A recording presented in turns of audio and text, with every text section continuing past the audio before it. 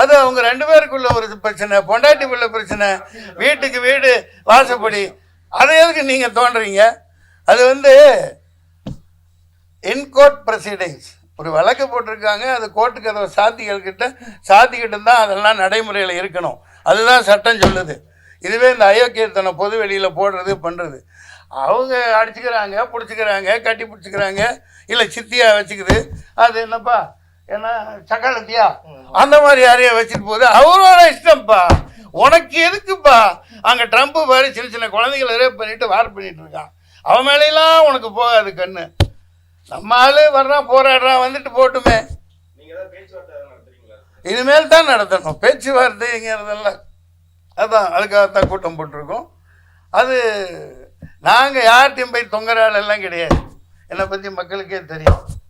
நம்ம தனிக்காட்டு ராஜா தான், democratic tigers of India. அடுத்தவங்க கொண்டாட்டி இருக்கு நீ கிளறிட்டு இருக்க. அதில் என்ன உனக்கு குஷி? அது என்ன குஷி? அவனை தோண்டனா 1000 இருக்கு, 10,000 இருக்கு.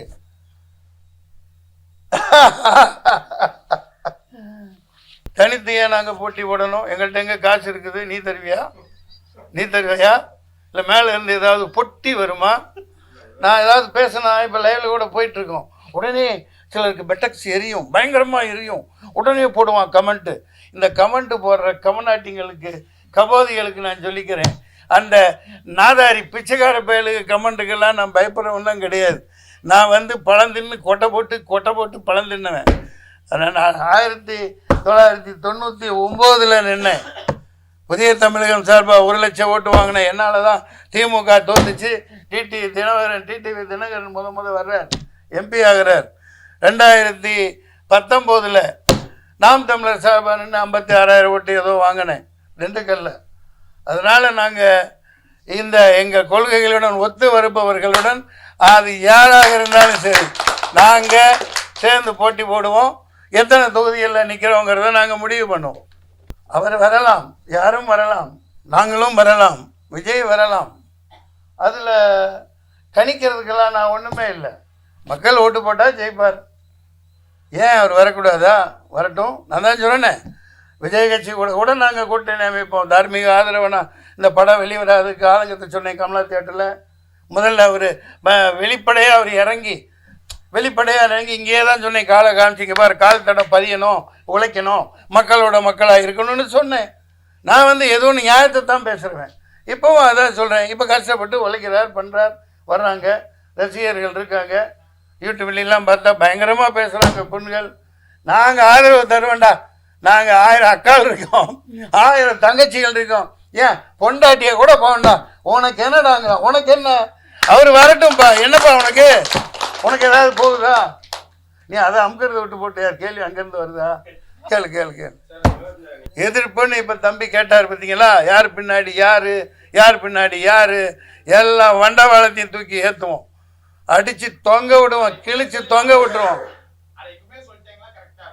அது சொல்ல முடியாது நண்பரே. அவ்வளவு ஆசை இருந்தால் நீங்களே போய் கேட்டுக்கொள்ளுங்கள். போங்க அந்த ஆலந்தூர் கோர்ட்டுக்கா செங்கல்பட்டு கோர்ட்டுக்கு போய், அம்மா வக்கீல் யார் பின்னாடி சொல்லு, கேளு. இது என்கோர்ட் ப்ரொசீடிங்ஸ். அவர் ஒருத்தர் அரசியலில் வந்திருக்காரு. 1000 எதிர்ப்பு இருக்கலாம். எதிர்ப்புகளை சந்திச்சுட்டு வரதான் மனுஷன். தம்பிக்கு அரசியல். நான் வந்து 7 எலெக்ஷன் நின்றுட்டேன், எவ்வளோ காட்சிகளை இழந்துட்டேன். இருந்தாலும் எனக்கு நம்பிக்கை வீண் போகலை. இந்த தேர்தலில் வருவோம், அடித்து பிடிச்சி. ஆமாம் பாய். இப்போ எங்கே வெள்ளிவாக்கமா பூந்தம் இல்லையா, எங்கே வேணாலும் பூந்து விளையாடிடலாம். ஆமாம், சந்தோஷமாக வச்சுக்கணும் மக்களை, சாகடிக்கக்கூடாது. ஒரு மனைவியின் பின்னால் ஒரு ஆளுங்கட்சி இருக்கிறது என்று தோழர் சொல்லுகிறார். யார் பின்னால் யார் போனால் எனக்கு என்ன? அது அவங்களோட பிரச்சனை. நாங்கள் எப்படி எங்கே இருக்கிறது என்றால், பேரறிஞர் அண்ணா சொல்லியது போன்று சட்டம் ஒரு இருட்டறை, வக்கீலின் வாதம் விளக்கு என்பது போன்று எங்களுடைய வாதங்கள் ஒரு வக்கீலை போன்றதாக இருக்கும். கலங்கரை விளக்கமாக எங்களுடைய வாதங்கள் இருக்கும். அந்த வாதங்களை முன்வைப்போம். ஜஸ்டிஸ், நீதிபதிகள் மக்கள்தான். இந்த டுபாக்கூர் மெஷின் அல்ல. ஒழிக்கப்பட்டு உணவாக உழைக்கும் மக்களுக்கு கள்ளுக்கடைகள் தரமாக விற்பனை செயல்பட வேண்டும். இஸ்லாத்திற்கு எதிரானது என்றாலும் தமிழ்நாடு முழுக்க கோடிக்கணக்கில் அரசு இடம், தனியார் பொது இடங்கள், சாலை இருபுறமும் தென்னை பனை மரங்கள் நட்டு பராமரிக்க வேண்டும். இதன் மூலம் 10 லட்சம் பேருக்கு மேல் விவசாய தொழில் கிடைக்கும். இரண்டாவது தீர்மானம், நீட் எக்ஸாம், நீட் முறையை ரத்து செய்ய வேண்டும். No compromise. மூன்றாவது, தமிழ்நாட்டு மீனவர்களை எந்த காரணத்தை கொண்டும் சிங்கள அரசு பிடிக்கவோ கைது செய்யவோ கூடாது.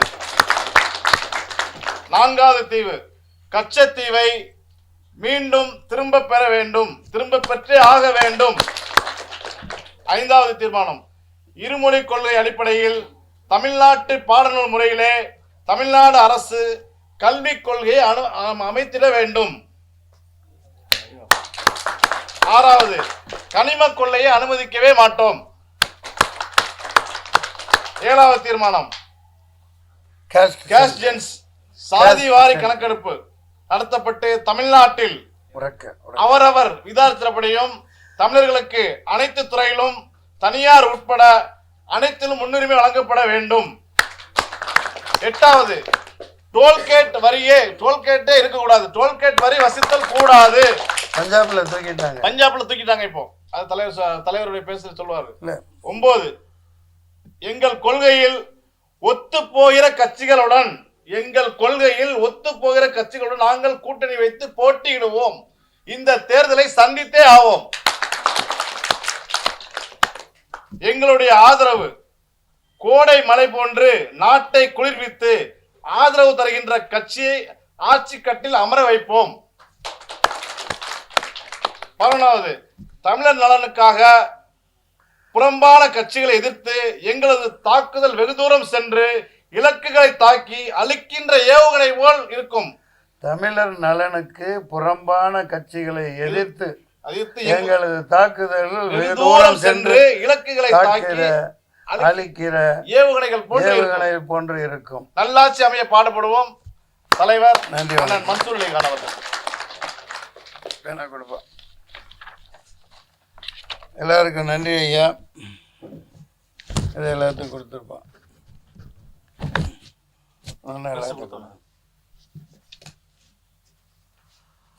முதல்ல இந்த உலகமே 1740 கிலோமீட்டர் வேகத்தில் சுற்றிக்கிட்டு இருக்க இந்த பூமி பந்தம், நான் 10-12 வருடங்களுக்கு முன்பு பூதாளம்னு ஒரு ஷார்ட் ஃபில்ம் எடுத்திருந்தேன். அதில் இந்த கனிம வளங்களால் கொள்ளையடிக்கப்பட்டு பூமியை பிளந்து அணுகுண்டு வெடிகுண்டு ஹைட்ரஜன் நைட்ரஜன் அவங்களால் பிளவுபடுறதுனால புவியீர்ப்பு விசை கெட்டு உதிர்ந்துடும், நாசமாக போயிடும்னு அதுலேயும் சொல்லியிருப்பேன். இப்போ இவர்கள் இந்த ஏகாதிபத்திய அரசுகள் அமெரிக்கா மற்றும் இவங்க தான் அந்த ஃபில்த்தி கிரிமினல்ஸாக இருக்காங்க, ஒயிட் காலர் கிரிமினல்ஸாக இருக்காங்க. ஒவ்வொரு நாட்டையும் பிடிச்சாங்க. வியட்நாம் பண்ணாங்க, இப்போ வெனிசுலா பிரதமரை பிடிச்சாங்க, ஈராக்கை திருத்தி கட்டினார். இந்த இரண்டும் ஒழிக்கப்பட வேண்டும். இந்த பூமி பந்தத்தை நாசமாக்குறாங்க. நாளைக்கு நம்ம உயிரோடு இருப்போமா இல்லையான்னு தெரியாது. அதில் எவ்வளவு விஷம் இருக்குது, இந்த உடல் கூறுகள் எப்படி அழிஞ்சு போகுங்கிறது தெரியும். அந்த இலவை தூக்கி போட்டு உழைப்பாளர்களுக்காக கல்லுக்கடை தரங்க, ஷாம்பெயின் மாதிரி ஆக்குங்க. அரிசியிலேருந்து ரேஷன் அரிசி எவ்வளோ வீணாகுது. அதில் ஷாம்பெயின்லாம் அப்படித்தான், இதில் இருந்தும் கோதுமையில் இருந்தும் ஆப்பிளில் இருந்தும் அரிசி இப்படி தான் தயாரிக்கப்படுது. அப்படி நம்ம உணவாக அதை படைச்சி நீங்கள் அப்படி பண்ணிக்கிட்டு போங்க. அது ஒரு ஆரோக்கியமான சமுதாயமாக இருக்கும். அதனால் நீங்கள் எந்த கட்சியோடும் நாங்கள் கூட்டணி சேருவோம். எங்கள் கொள்கைகளை இதை ஏற்றுக்கிற அதிமுக கூட சேருவோம், ஏன் விஜய் கட்சி கூட சேருவோம், யாரு கூட சேருவோம். நாங்கள் ஒன்றும் சும்மா பிபி ஓதிட்டு இருக்க முடியாது. இது தேர்தல் திருவிழா, பயங்கரமான தேர்தல் திருவிழா. என்று கொடிக்கம்பம் ஏற்றப்படுகிறதோ அந்த திருவிழாவில் டெமோக்ராட்டிக் டைகர்ஸ் ஆஃப் இந்தியா முக்கிய பங்கு வகிக்கும், பயங்கரமான பங்கு வகிக்கும். அதைத்தான் இப்போ நாங்கள் இந்த தீர்மானத்தில் சொல்லியிருந்தோம். நாங்கள் ஆதரிக்கிற கட்சிகள் ஆதரிக்கிற கட்சிகள் அப்படியே சும்மா கோடை மாலை போன்று இந்த நாட்டை குளிர் வச்சு அவங்கள ஆட்சி கட்டில் உட்கார வைப்போம். அதே நேரத்தில் தமிழர்களுக்கு எதிரான, தமிழர் நலனுக்கு எதிரான கட்சிகளை எங்களுடைய தாக்குதல்கள் அதி பயங்கரமாக இருக்கும், அதி உத்வேகமாக இருக்கும். நார் நாராக கிழிச்சு தொங்க விடுவோம். தமிழ்நாட்டை தமிழை ஆளணும். தமிழ்நாட்டை மட்டுமல்ல, இந்தியாவை ஒரு தமிழன் தான் ஆள வேண்டும். 2029 அல்ல, அதற்கு முன்பே இது கலைக்கப்பட்டாலும் தமிழன் தான் பிரதமராக வரணும். 20,000 ஆண்டுகள் முன்பு எப்படி வாழ்ந்தான் நம்ம தமிழன்? பார்க்குறீங்க சரித்திரங்கள். ஒரு வெள்ளைக்காரனும் வெள்ளைக்காட்சியை வந்து சொல்லிட்டு போகிறாங்க. சிகை கொற்றன் 7 இடங்களில் 11 இடங்கள்ல அவன் உடல் மொழி பாருங்க, அங்கே போய் வரைஞ்சிருக்கான். சிகை கொற்றன் ஆள் வச்சு பண்ணியிருக்கணும். அவர் ஒரு வணிக தலைவனாக இருக்கலாம். இப்போ நான் 10,000 கிலோமீட்டர் தாண்டி அவ்வளவு, அதாவது 2,000 கிலோ டன் எடையுள்ள நவாய் அதான் நேவின்னு இப்போ அழைக்கப்படுது. எல்லா ஆங்கிலத்துக்கும் தமிழ் சொற்கள் பயன்பட்டுருக்கு. தமிழ் சொற்கள்ல இருந்து தான் சமஸ்கிருதம் வந்திருக்கு. அதை விட்டு தள்ளுங்க. எப்படி கடலோடிகளா 20,000 ஆண்டுகளுக்கு முன்னாடி எங்கள் ஆஸ்திரேலியாவில் இருந்து ஆப்பிரிக்கா வரைக்கும், அண்டார்டிகா, அங்கே இருந்து மடகாஸ்கரில் இருந்து மால்டீவ்ஸ் வரைக்கும் பறந்து விரிஞ்சு ஒரு பயங்கரமான ஒரு எந்த சாதி மதத்துக்கு அப்பாற்பட்ட ஒரு தமிழ் சமூகம் வாழ்ந்தது. இன்னைக்கு பக்கத்தில் போய் மீன் பிடிக்க போனால் கைது பண்ணி அநியாயம் பண்ணுறான், அசிங்கம் பண்ணுறான். கேட்கறதுக்கு ஒரு நாதி இல்லை. இனிமேல் பொறுத்துக்க முடியாது. தமிழக மீனவர்களை எந்த நாதாரியும் எந்த நாயும் கைது பண்ணக்கூடாது. இது எங்களுடைய திட்டம். இதுக்கு ஒத்துக்கிறவங்க கூட நாங்கள் கூட்டணி வைப்போம், இல்லாட்டி கூட்டணி வச்சு அதுக்கு சம்மதிக்க வைப்போம். இனிமேலும் நாங்கள் தூங்கிக்கிட்டு இருக்க முடியாது. தனித்தையே நாங்கள் போட்டி போடணும். எங்கள்கிட்ட எங்கே காசு இருக்குது? நீ தருவியா? இல்லை மேலே இருந்து ஏதாவது பொட்டி வருமா? நான் ஏதாவது பேசினா, இப்போ லைவில் கூட போயிட்டுருக்கோம், உடனே சிலருக்கு பெட்டக்ஸ் எரியும், பயங்கரமாக எரியும், உடனே போடுவான் கமெண்ட்டு. இந்த கமெண்ட்டு போடுற கமநாட்டிங்களுக்கு, கபோதிகளுக்கு நான் சொல்லிக்கிறேன், அந்த நாதாரி பிச்சைக்கார பயலுக்கு கமெண்ட்டுக்கெல்லாம் நான் பயப்படுறவன்லாம் கிடையாது. நான் வந்து பழம் தின்னு கொட்டை போட்டு பழம் தின்னுவேன். நான் 1999 நின்னேன். புதிய தமிழகம் சார்பாக 1 லட்சம் ஓட்டு வாங்கினேன். என்னால் தான் திமுக தோத்துச்சு. டிடிவி தினகரன் முத வர்றார், எம்பி ஆகிறார். 2019 நாம் தமிழர் சார்பாக நின்று 56,000 ஓட்டு ஏதோ வாங்கினேன் திண்டுக்கல்ல. அதனால் நாங்கள் இந்த எங்கள் கொள்கைகளுடன் ஒத்து வருபவர்களுடன் அது யாராக இருந்தாலும் சரி நாங்கள் சேர்ந்து போட்டி போடுவோம். எத்தனை தொகுதிகளில் நிற்கிறோங்கிறத நாங்கள் முடிவு பண்ணுவோம். அடுத்து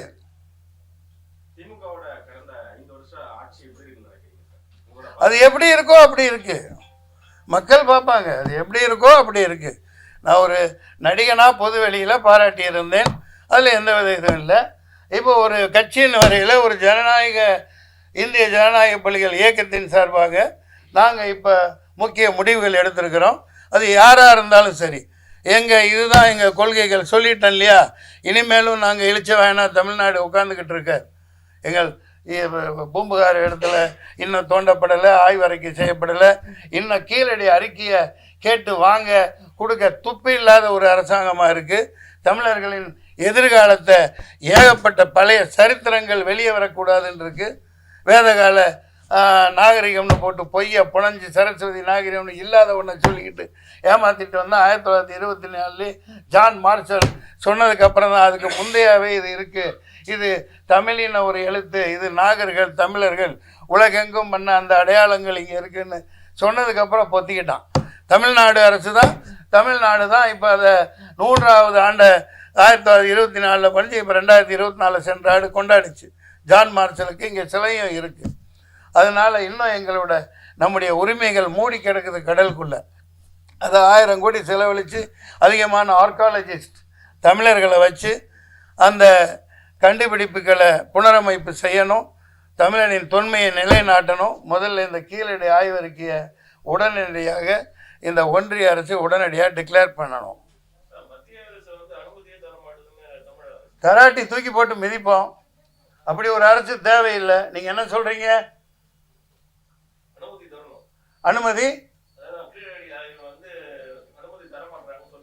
அனுமதி தராட்டி அந்த மத்திய அரசு தேவையில்லை. எங்களுக்கு அனுமதி தரையில நீ போய் அங்கே போய் கட்டி பிடிச்சிக்கிறீங்களே, எந்த விதத்தில் நியாயம்? ஏயா, இஸ்ரேல் எவன் நாடு? அரேபியர்கள் தான் ஆட்டையை போட்ட நாடு. 47 பிடிச்சா காந்திஜி அன்னைக்கே சொன்னார், டே மிகப்பெரிய இந்த செட்டில்மெண்ட் தப்பு, இது மிகப்பெரிய விளைவுகளை ஏற்படுத்தும், பல தலைமுறைகளுக்கு இது சாபக்கேடு அமையும்னு அவரோட ஹரிஜன் நாளிதெல்லாம் எழுதியிருக்காரு. நான் ஹிஸ்ட்ரியில் எடுத்து படிக்கிறேன், எல்லா யூடியூப்ல இருக்கு பாருங்க.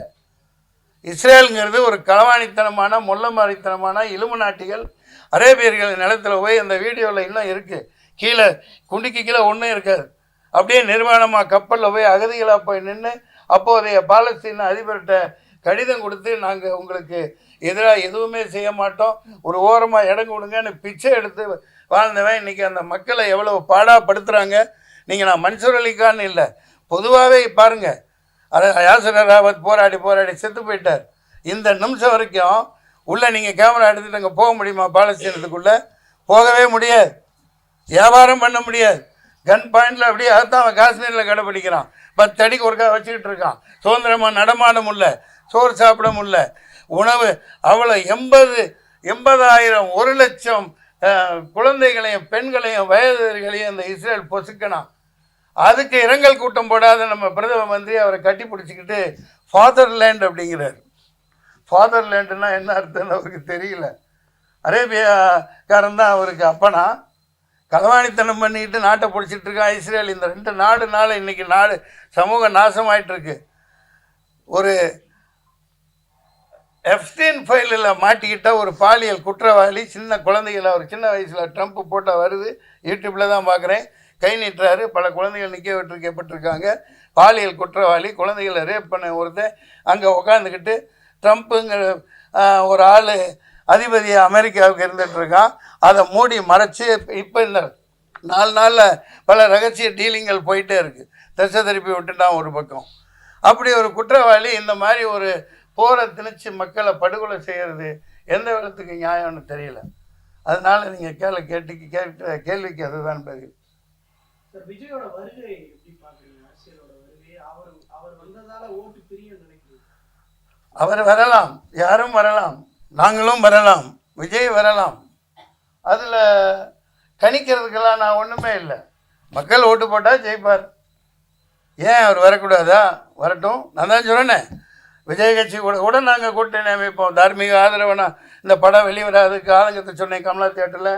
முதல்ல அவர் வெளிப்படையாக அவர் வெளிப்படையாக இங்கேயே தான் சொன்னேன், காலை காமிச்சிங்க பாரு, கால் தடம் பதியணும், உழைக்கணும், மக்களோட மக்களாக இருக்கணும்னு சொன்னேன். நான் எதுவும் நியாயத்தை தான் பேசுகிறேன். இப்போவும் அதான் சொல்கிறேன். இப்போ கஷ்டப்பட்டு உழைக்கிறார், பண்ணுறார், வர்றாங்க, ரசிகர்கள் இருக்காங்க. யூடியூப்லாம் பார்த்தா பயங்கரமாக பேசுகிறாங்க பெண்கள். நாங்கள் ஆதரவு தருவேண்டா, நாங்கள் 1000 அக்கால் இருக்கோம், 1000 தங்கச்சிகள் இருக்கோம். ஏன் பொண்டாட்டியை கூட போகண்டா, உனக்கு என்னடாங்க, உனக்கு என்ன, அவர் வரட்டும்ப்பா, என்னப்பா உனக்கு ஏதாவது போகுதா? நீ அதை அமுக்கிறத விட்டு போட்டு யார் கேள்வி அங்கேருந்து வருதா? கேளு.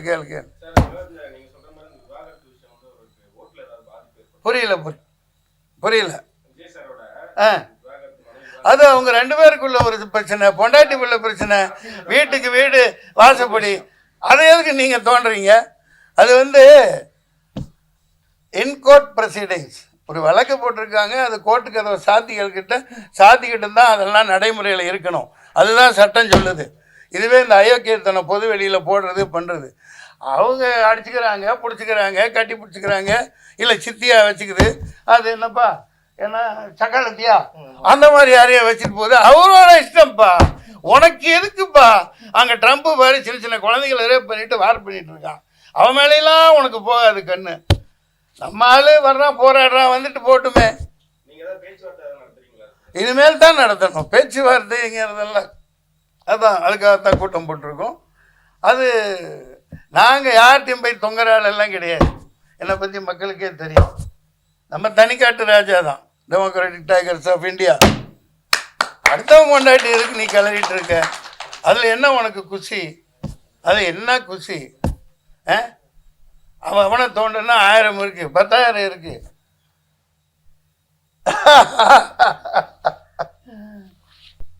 அதுதான் தோழர்களே. இப்போ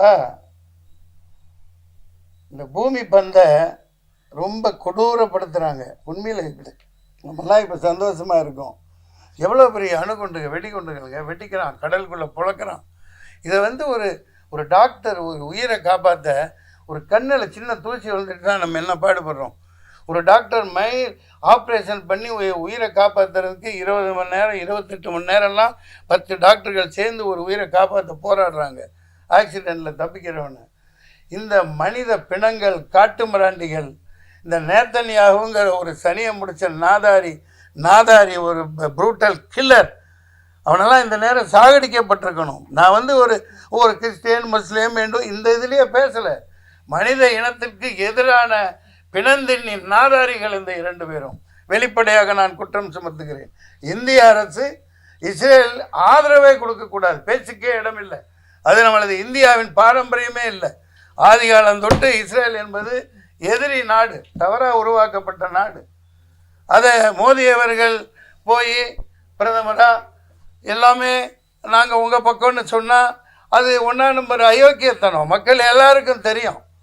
சும்மா இன்றைக்கி இதை கொடுத்துட்டு அனௌன்ஸ்மெண்ட் கொடுத்துட்டு நீங்கள் அதை போராட்டம் பண்ணக்கூடாது. என்னடா நீ வெட்டி குவிப்ப, இவன் பண்ணுறது தீவிரவாதமாக தெரியுது, அவனுங்க பண்ணுறது தீவிரவாதம் இல்லையா? உலகத்தில் எல்லா நாடுகளையும் கபலீகரம் பண்ணிகிட்ருக்கானே கபோதிப்பேன் பண்ணுறானா இல்லையா? பக்கம் நியாயம் இல்லைன்னா சொல்லுங்கள். இப்போ ஹமாஸ் போய் கொள்ளலாமா கேட்கலாம் சில நாய்ங்க. ஏண்டா 60-70 வருஷமாக ஆண்டாண்டு காலமாக அவனுங்களை அடக்கி வச்சா அவன் கொஞ்சம் பேர் போராடினான். சரி, அவனுங்களை மட்டும் நீ அட்டாக் பண்ணு, பொதுமக்களை ஏன் பண்ணுற? Did for dot. அதுதான் நண்பர்களே, வருகிற இந்த தேர்தல் திருவிழாவில் டெமோக்ராட்டிக் டைகர்ஸ் ஆஃப் இந்தியா எந்தெந்த இடங்களில் போட்டியிடப் போகிறது, யாருடன் கூட்டணி வைக்கப் போகிறது என்பதை தேர்தல் திருவிழா அறிவிக்கப்படும் போது தெரிய வரும். நீங்கள் இன்னும் கேட்கலாம். அது இன்னும் முடிவு செய்யப்படவில்லை. எந்த தொகுதியில் என்னை விரும்புகிறார்களோ அந்த தொகுதியில் நான் போட்டியிடலாம். எந்த தொகுதியில் எங்கள் கூட்டணி கட்சி இடம் தருகிறதோ நான் 234 எங்கே நான் போட்டியிடுவேன். எனக்கு நான் அந்த பள்ளப்பட்டி தான் வேணும், திண்டுக்கல் தான் வேணும், வேலூர் தான் வேணும், அதெல்லாம் ஒன்றும் கிடையாது. மக்கள் பார்த்துக்குவாங்க. எல்லாம் மேலே இருக்கவன் பார்த்துக்குவான், இங்கே எல்லாம் கீழே இருக்கவன் பார்த்துக்குவாங்க.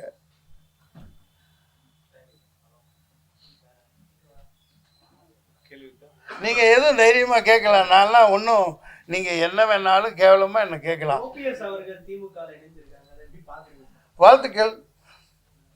வாழ்த்துக்கள். பெரியவர் ஓபிஎஸ் ஐயா 3 முறை முதல்வராக இருந்தவர். அவருடைய காலச்சூழல், அவருடைய நேரம், அவர் முடிவெடுக்கிறார் மக்களுக்காக உழைப்பதற்கு.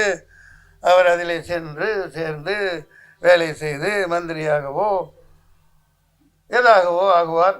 அது அவருடைய அரசியல் முடிவு.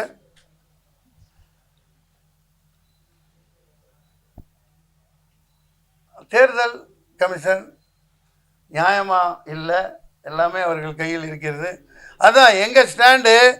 இந்த இதுதான் தமிழனாரணும், இதுக்கு உண்டான வசதிகள் தான் பண்ணணும். ஒன்று, இணைந்து நாங்கள் போராடுவோம். நாங்கள் யாரு கூட கூட்டணி வச்சுக்குவோம். ஆமாம். அமைதி. அவர் தனியாக தானே நிற்கிறீங்கிறாரு. 234 தொகுதிகளிலும் ஒரு ஆண் ஒரு பெண். 117 இந்த பக்கம் 117, இந்த பக்கம் 117. அப்பா திருநங்கையில் விட்டாங்களேப்பா, அதில் எப்படி வரும் பிரிக்கிறது? ஆணில் வருவாங்களா பெண்ணில் வருவாங்களா? அட சிரிக்காதீங்கப்பா, சொல்லுங்கப்பா. நம்ம கிண்டல் பண்ணுறத உடனே அடிச்சு விடுவாங்க. அவங்களுக்கு கொடுத்துருக்காரா? வெள்ளிவாக்கமா? அசத்தல். வாழ்த்துக்கள். நிலுப்பா, இவருக்கு பதில் சொல்லிக்கிறேன். அவர் சீமான், நான் கோமான், அவ்வளவுதான். அவர் நான் சேர்ந்து பயணித்தேன், பண்ணுறேன். அவர் கடைசி வரைக்கும் உலகமே அழிஞ்சாலும் அவர் தனியாக தான் நிற்பார். அது அப்படி ஒரு விஷயங்கள் உள்ளே இருக்கிறது. நல்ல மனுஷன். அவரோட கொள்கைகள் எங்களோட கொள்கைகள் எல்லாம் ஒத்துத்தான் போகும். ஆனால் நாங்கள் வெளிப்படையாக மனசார வெள்ளேந்தியாக நாங்கள் போராடுறோம். அதையா தம்பி ஏதோ கேட்டீங்க? நீங்கள் என்னமும் கேளுங்க, தப்பில்லை.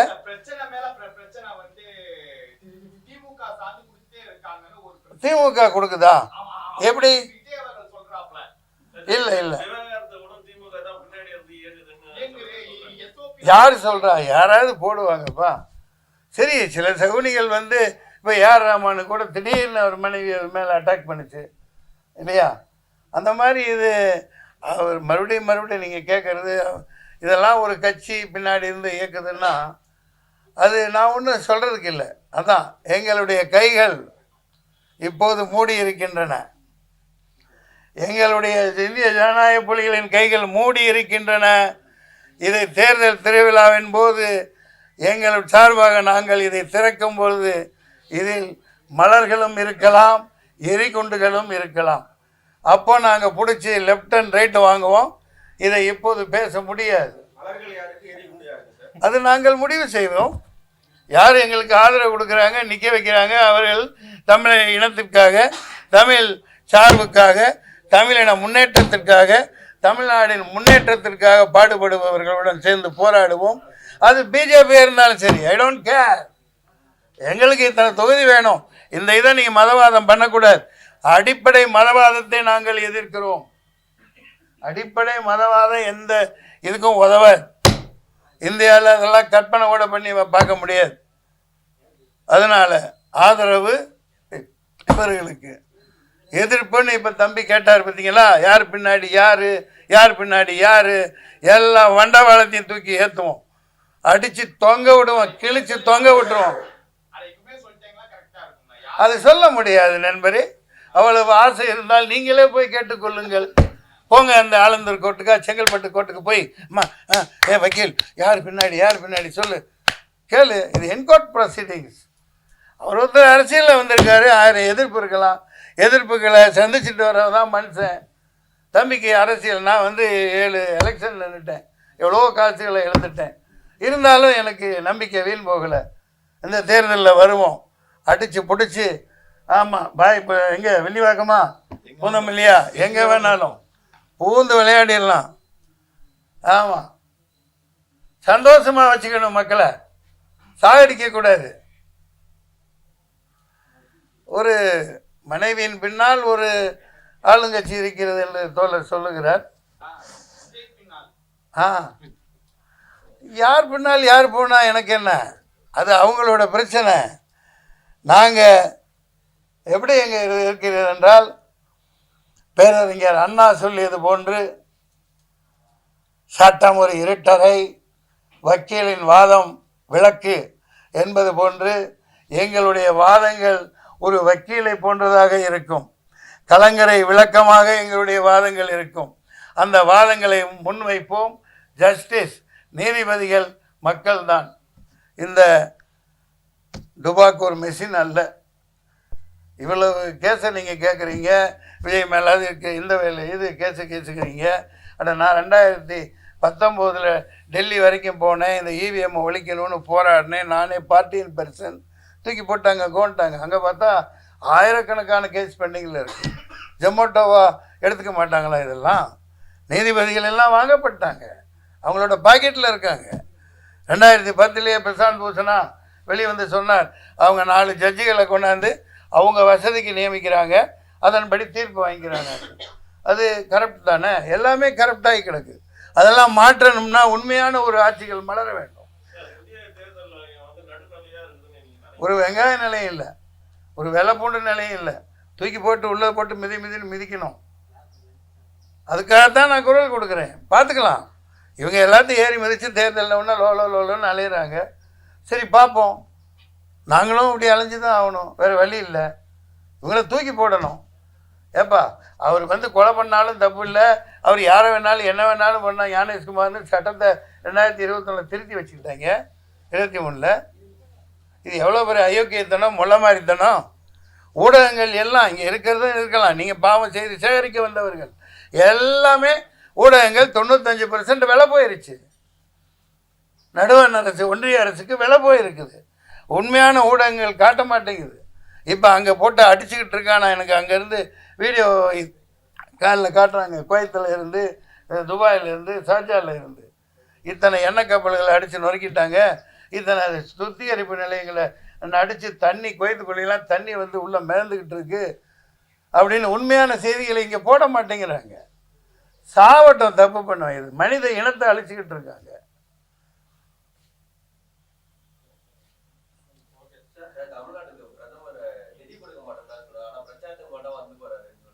நன்றி, நீங்கள் கேளுங்க. ஜனநாயகத்தின் 4வது நிதி கொடுக்கணும், கேட்குற நிதியை கொடுக்கணும். அன்றைக்கி ஓகி புயல் 1000 மீனவர்கள் செத்து மிதந்தான். அவனுக்கு ஒரு ஹெலிகாப்டர் அனுப்ப துப்பு இல்லை. இந்த ஓடுகாலியை அவர் 8000 கோடி ஃப்ளைட்டில் எடுத்துக்கிட்டு சேஃப்டியாக போயிட்டு சேஃப்டியாக வர்றார். அது என்ன சார்ட்டர்ட் ஃப்ளைட் போகிறாங்க. நிதி தர்றதில்லை, பேரிடர் நிதி தர்றதில்லை. அதெல்லாம் தந்துட்டு வா. அது நியாயமான கேள்வி சகோதரர் கேட்டது. தந்துட்டு வா. நாங்கள் என்ன இழிச்ச வேணா? எல்லாத்தையும் நீக்கி ஓபிக்கு எம்பிக்கு அதுக்கும் கொடுக்குற, நாங்கள் தொங்க போட்டுக்கிட்டு எங்கேயோ போய் ஃப்ரெண்ட்ஷிப் கொண்டாடுற, கட்டி பிடிச்சிக்கிறீங்க. அது தவறுன்னா தவறு தான். நானே தப்பு செஞ்சாலும் தவறு தான். ஆதலினால் எங்களுடைய போராட்டம் மிகவும் பயங்கரமான தாக்குதல்களை நாம் முன்வைப்போம். யாரையும் எளிதில் வெற்றி பெற விட்டுவிட மாட்டோம்.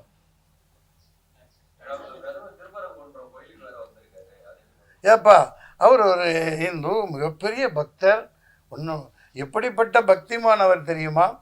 அவர் எப்படிப்பட்ட பக்திமான்?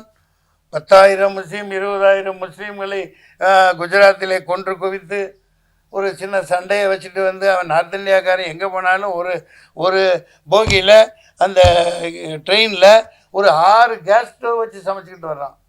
அதில் தீ பிடிச்சதை இசுவாக்கி அவ்வளோ கொலைகளை பண்ணவர், அமித்ஷா கொலைகளை பண்ணவர் என்ன உண்டா இல்லையா? அப்படி பண்ணவர் கோயில் கட்டுறார். பாவம் பாரு, இதை இடித்து கட்டினார்.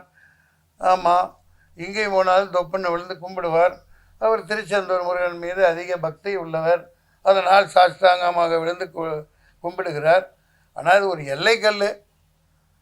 அது எல்லாம் சொல்லிட்டு வராங்க. உங்கள் ஊடகங்கள் அனைத்துக்கும் தெரியும்.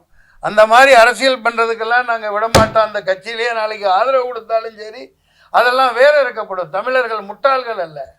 ஏப்பா, போன வருஷம் அங்கே ஏற்றுனாங்களா? அதுக்கு முன்னாடி வருஷம் ஏற்றுனாங்களா? அங்கே நீதிபதிங்கிற மனுஷனா வேறு எதை திங்கிறான்? சோத்தை தானே திங்கிறான். எல்லாம் இப்படி பண்ணால் என்ன அர்த்தம்? அது மக்களுக்கு தெரியுதில்ல. அதனால் இந்த சீப் பாலிட்டிக்ஸ்லாம் பண்ணிகிட்டு இருக்கக்கூடாது. உன் ஜாமியா நீ கும்பிடு, என் ஜாமியா நான் கும்பிடு. எனக்கு அதில் உடன்பாடு இல்லாட்டி நான் ஒரு மனுஷ வெளிக்கான இருக்கேன். சரி, நான் நோன்பு வச்சுருக்கேன், பாய் நோன்பு, என் தம்பி நோன்பு. அது எனக்கு வயிற்றை குறைக்குது. அது ஒரு நாள் நீங்களும் இருந்து பழகிட்டிங்கன்னா ரொம்ப இம்யூனிட்டி இதெல்லாம் ரொம்ப எனக்கு எப்படி அந்த எனர்ஜி முதல் நாள் கஷ்டமாக இருந்தது. இது என்னோடய நம்பிக்கை. அது சாதுக்கள், உண்மையான ஆன்மீகவாதிகள், சைவர்கள்லாம், சமணர்கள் அந்த காலத்தில் புத்தரெல்லாம் போது என்னைக்கு எப்போ என்ன பொருள் கிடைக்குமோ 80 வயசு வரைக்கும் வாழ்ந்தார் புத்த மகான். சரியா? அந்த மாதிரி அவரவர்களுக்கு அவருடைய பண்பாடு. ஆனால் இதை வச்சு அரசியல் பண்ணுறது, அயோத்தியாகிறது, இதை வேல்னு தூக்கிக்கிட்டு மக்களை வெட்ட கிளம்புறதுன்னு கிளம்புனா மிகப்பெரிய அழிவைத்தான் இந்த நாடு சந்திக்கும். அதற்கு இந்திய ஜனநாயக புகழ் இடம் கொடுக்காது. மோடி வந்தார், திருப்பரங்குன்றத்திலே சாஷ்டாங்கமாக வழங்கினார். திருப்பரங்குன்றம் எத்தனையாவது வீடுப்பாது? பழனி முருகனுக்கு முதல் வீடு திருப்பரங்குன்றம். அவர் இன்னும் 5 வீடுகளுக்கு சென்று 60 வீடுகளுக்கும் அவர் செல்ல வேண்டும். கலவரத்தை உண்டு பண்ணாது, சாஷ்டாங்கமாக கும்பிட்டு வர வேண்டும். அங்கே உள்ள மக்களுக்கு நல்லது செய்ய வேண்டும். வேலைவாய்ப்பு போயிடுச்சே, எல்லாத்துக்கும் வேலைவாய்ப்பு போயிடுச்சே. இன்றைக்கி மதுரையை சுற்றி ஃபுல்லாக இந்திக்காரன் இருக்கான் எல்லாத்தையும். அதனால இந்திக்காரன் ஓட்டு போடுவான்ட்டு வந்துட்டு போயிருக்கார். அது ஒன்று இருக்குது. எத்தனை பீகார் இந்திக்காரனுக்கு ஓட்டை கொடுக்குறான்னு தெரியல. கேரளாலாம் 5 வருஷம் இருந்தால் தான் அங்கே ஓட்டு இதெல்லாம் கொடுப்பான். இங்கே எல்லாத்துக்கும் கொடுத்து வச்சுட்டா தமிழனுக்கு வேலையே இல்லை. மாநாடு நடத்தினா ஆள்கள் சாவாங்கப்பா. எங்கள்கிட்ட காசு இல்லைப்பா. மாநாடு நடத்தாமே, மாநாடு முதல் மாநாடு போட்டது தான். அப்புறம் செயற்குழு, பொதுக்குழு, இப்படி அருமையாக அப்படியே போய்கிட்டு இருக்குது.